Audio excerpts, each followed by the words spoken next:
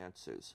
On this TV program, I am interviewing the pioneer in developing many of the concepts that help us understand what impact art has on children's minds and on adults' minds. My guest is Elliot Eisner. He's a Stanford professor emeritus, and he's also the winner of an award that is in the field of education roughly equivalent to receiving a Pulitzer Prize. Elliot, how are you tonight? Wonderful. First of all, thank you for coming on the program.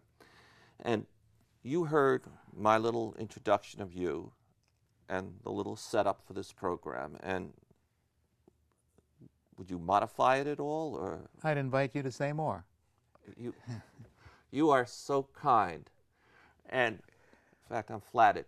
And I want to say what brought me to you. It is this book. The Arts and the Creation of Mind. Yes. And, you know, the world is full of books. And not every book appeals to me. This book appealed to me because it gave me some insights to enable me to more effectively appreciate what the study of art does for our minds. And I'm very interested in the developing of my mind and my children's minds, etc. What's the most important thing? Well, the most important thing, I suspect, if you try to reduce it to some kind of essential idea, is that the mind is growable, that we create minds. We don't just have them.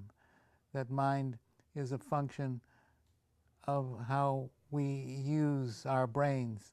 Brains are biological, but minds are cultural, and the mind grows, is fostered in its growth by the conditions it encounters during the course of its life. So I would say the idea of creation of mind, the arts and the creation of mind, that we have a hand in shaping our mental capacities. And what education is about, in large measure, is providing the conditions for that growth to take place. Well, are you saying that if I went to Stanford and if I studied physics, mathematics, some social studies, some history, etc., that would not be enough for preparing my mind, not just to have a rich, fulfilled life, but for seeing things and being more productive and successful in my work? Well, we have to talk about what kind of experience we would like to have and what kind of experience can we have in the course of our lives. If I were interested, or if you were interested, in learning to see the world from an aesthetic perspective with respect to color and line and shape and texture and image and expressivity, physics probably would not be the source I would go to. I would go to the arts, I would go to novels, I would go to poetry, etc. So if you take a look at the culture is populated by a variety of symbol systems, or as I call them, forms of representation. Forms of representation. These are the forms we employ to transform the contents of our consciousness into some public image which is shareable. And what students learn in school, hopefully, is how to decode, how to experience the content that those images make possible. And it all starts with a consideration that is often thought of as being remote from mind, and that is the senses. The senses are basically information pickup systems that allow us to experience the qualitative world that we inhabit. And the process of maturation is a process of learning how to read that symbol system, those symbol systems, I should say, because they're multiple. And to the extent to which we can do that, we can see the world differently. We can see the world as a form, we can see the world as a piece of history, we can see the world as a quantifiable entity, etc., etc. So what I'm interested in doing is making sure that when we provide programs for children in school, and adults and teenagers for that matter, that they have access to opportunities to learn to use those symbol systems. In the process, their sensibilities get refined. They become increasingly more differentiated. Their perception becomes differentiated. They see more and more, they experience more and more. And that's an enhancement of life, it's an enrichment. All right. Is this a problem that, let's say, teachers and maybe parents face? A parent, for example, who has had a traditional education, let's say void of art, okay, sees the world and functions in the world a certain way, and they can't see, maybe, another part of what this world consists of because they haven't been exposed to it. To the carpenter, the world is made of wood. That's the point I think you're trying to make. Yes. That we come to see the world within constraints.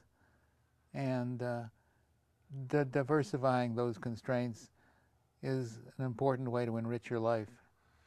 So, carrying on with this, some people will go into a museum and look at one of the great paintings of all time, and I'll just say like Picasso's Guernica, and they'll look at it. Some people will just see a bunch of lines and a bunch of shapes. Others who may hear and follow the path that you encourage have had a broad, their education is broader, including the arts. They see much more. Would I be correct in saying that? Well, they bring much more to it, and you only take from it what you bring to it. So that if you were interested, you mentioned Guernica, if somebody knows something about the history of Guernica, the Basque town which was dive-bombed by the Nazis in the 1930s, they bring a lot more to the perception of that painting than someone who sees it only as a painting and which has been decontextualized. Yes, so you enrich a person's background and they can see connections and forms of understanding that might otherwise be lost. Take, for example, Frans Hals, a Dutch painter, 17th century. You have to understand that Holland was a trade country. It had a lot to do with merchandising and objects that were going to be passed on to other countries. And there was the development of the guilds and the establishment of commerce. All of that enhances one's understanding and experience with a painting by Frans Hals or by Rembrandt or by any other Dutch artist of the period. So yes, if you want to diversify your understanding, you need to bring more and more to it. You see the connections that way. You see the connections between one development and another. All right. I think a lot of people, when they think about art education, they take another step and they go, well, it's fine if it enriches my child's life, but that's pretty soft stuff in a way. But so they go to the next step and they think about the child getting into good schools. They think about the child becoming a productive employee, manager, or whatever. And they don't see the connection between art education and some final functionality, a really high-performance child, young adult. Can you relate what art education does to building the brain so that it can be used to make money, innovate, etc.? Let's talk about the kinds of cognitive processes that are stimulated and developed and refined through the arts. Take the business of what I call somatic knowledge, where a person has to make some judgments in making a drawing or a painting as to what colors or what forms is he or she going to make in this painting, and will it work? Now, will it work is a slippery notion, because unlike so many things that are taught in school, the arts don't have single, simple answers to problems or questions. So the person has to make a judgment in the absence of rule. If you have a teacher teaching spelling at the elementary school level, the last thing that the teacher wants is creative spellers. The teacher wants students to converge upon the correct way to spell the word, and they need to do that. It's not a sin. They need to do that in order for the communication to take place. But when you develop a culture of schooling in which right answerism is salient, you develop people who are hooked on fealty to rule rather than on possibility of the imagination taking over. So there are lots of things that the arts confer. Multiple answers, multiple solutions to problems is another one. Somatic knowledge is another one. There are many, many more. All right. I'm going to pick up on one of them, and I'm going to try to paraphrase you. In a lot of courses that are taught, elementary school, high school, colleges, the subjects require coming up with the right answer. Mm-hmm. You know, the spelling, the grammar, and other, solving a calculation, an equation, whatever. But in the real world, in our lives, there's many situations where there is no right answer. Right. It's unknowable. So now, you talked about painting, and I know you were a painter, and you brought up the challenge of making a painting. I mean, there are no rules per se, and you have to select colors, shapes, a composition, and it's not. And you need to make judgments about their relationships. Yes, and that process of making those judgments is exercising the brain. Yes, of course. And maybe empathy comes in too, because you might be thinking about the world looking at this painting, or you might be just thinking about it yourself. I don't know if that's empathy. But so this is an example of building the brain through the art in a different way than one normally builds a brain in the more so-called rigorous. Is that? Yeah, the educational problem is to be able to teach in a way so that, I'll speak metaphorically, the mind is stretched regardless of the subject matter that one works on. Good curriculum development in mathematics will provide students with an opportunity to function imaginatively. It won't give them an opportunity to have sensuous experience with visual qualities, but it will give them an opportunity to think imaginatively within the qualities that they work with. When I say qualities, I mean color, line, form, redness, hotness, things that we use words to describe, but which they never really describe adequately. Now, you use the word imagination, and when I read your book, you made reference to art education, and correct me if I'm wrong, helps foster imagination. Yes, and if it's handled right in the classroom. And to a society, how important is it that the people have a good imagination? Well, the obvious answer is the obvious answer. no imagination, no development, no development, no progress, no progress, you have a dying culture. So the people that we saw on television this afternoon trying to fix our economic problems are using their imagination, not necessarily successfully, but they're trying to come up with a solution to a very difficult problem. And they're to be commended for doing that. Now, I have a little formal education, and I can't remember much of it fostering my imagination. Okay? Yes. And what you're saying, I think, is in the world of art education, there is this opportunity to really develop the imagination and capabilities, and that's a quality we all need as... Yeah, I'm saying more than that. I'm All saying right. not only is art education a major source for the development of the imaginative life, but virtually every other subject matter can be taught in a way that stimulates the imagination. And what one wants ideally is an educational program in which the processes of the imagination are part and parcel of the way the game is played.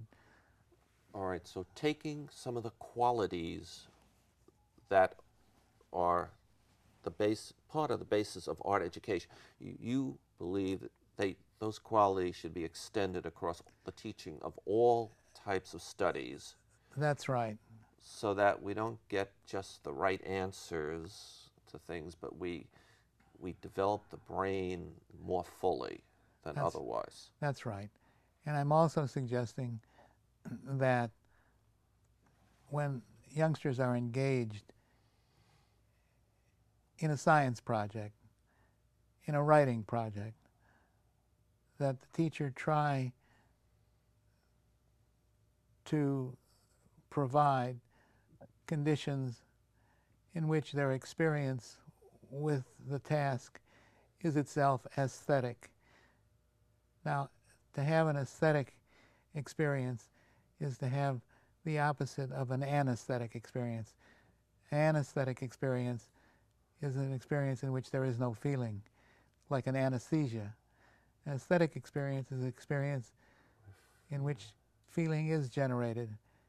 And what we want ideally, this is not so easy to accomplish, but it's an aspiration we should try to achieve. Yeah, I just want to bring it to the business world. You know, Apple Computer has their stores, and I believe they work hard so that when you and I walk in that store, we feel something. Yes. We feel good. We feel excited. And the Ritz-Carlton is another place that works on creating an environment where people feel something. You know? And that, when they feel something, I never linked aesthetics so clearly to feeling as you just did. I would like to go back to this book for a moment. So you won an award for $200,000 for writing this book. True. And I think that's wonderful, because I can estimate how much you got from the publisher for writing the book, and then you get another $200,000, which is, you know, like getting the Pulitzer Prize. It's so wonderful. And just restate what people really get out of this book.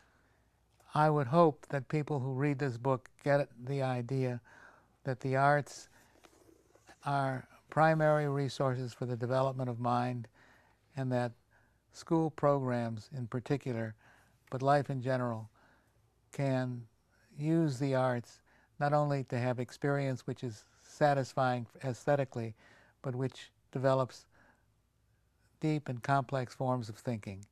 That's what I hope they get out of it. Okay, and now sometimes I play businessman, and I got something out of this that helped me in my business activities. I had to produce a corporate video, and some of your concepts allowed me to really make what I think, succeed beyond what I might have normally. So it's a very good book. Now, you're working on your 17th book? Yes. 17th. Wow.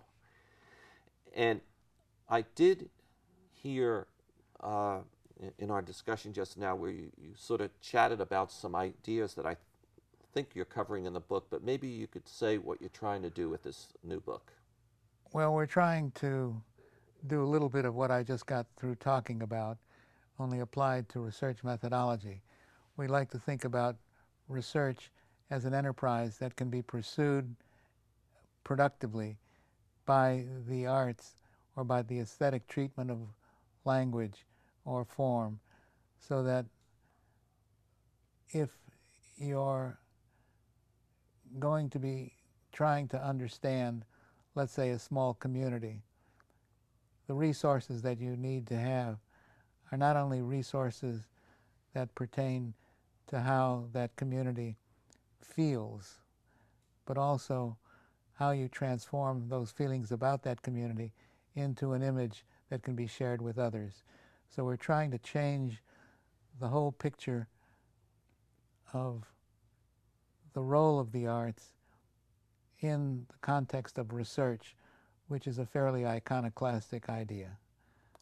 Yes, but I need a little help here. When you say research, are you using that, can I apply that term, let's say research in the area of physics, in the aerospace, in the area of medicine, biotechnology? Is that what you mean by research? Any discipline? Those people are doing research who work within that discipline, trying to pursue knowledge.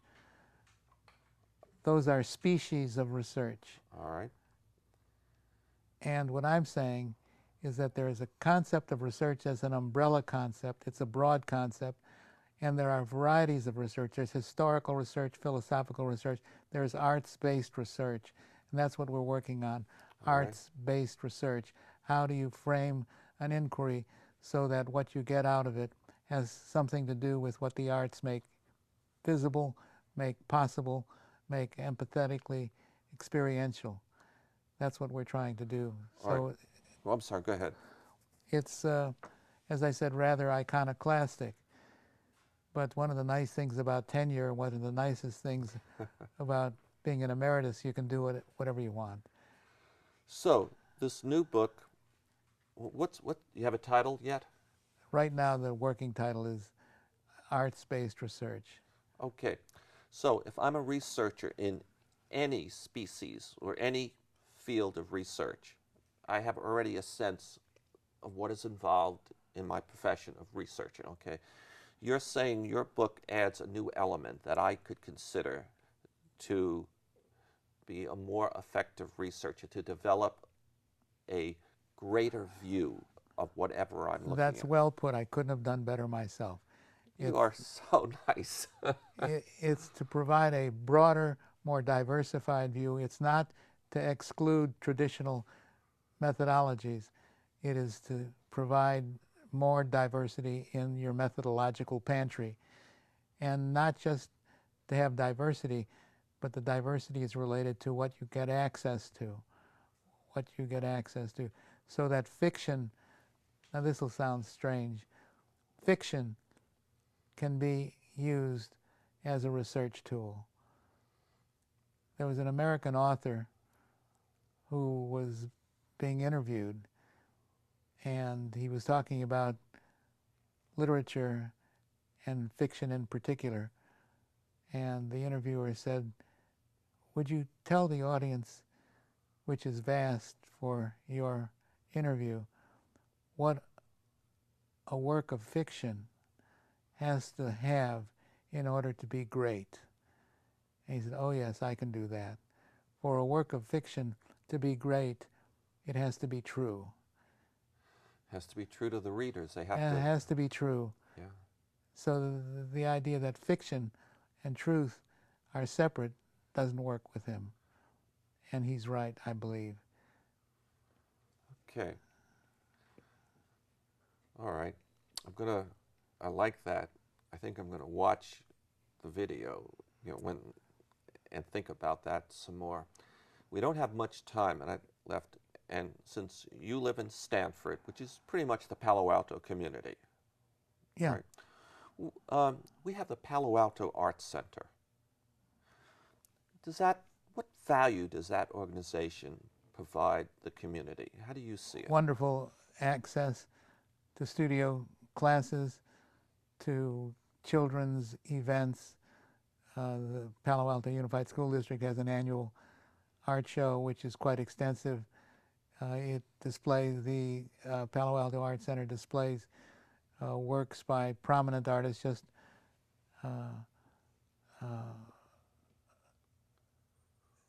so it's a rich resource for the community to use to engage in the arts, both practically or physically,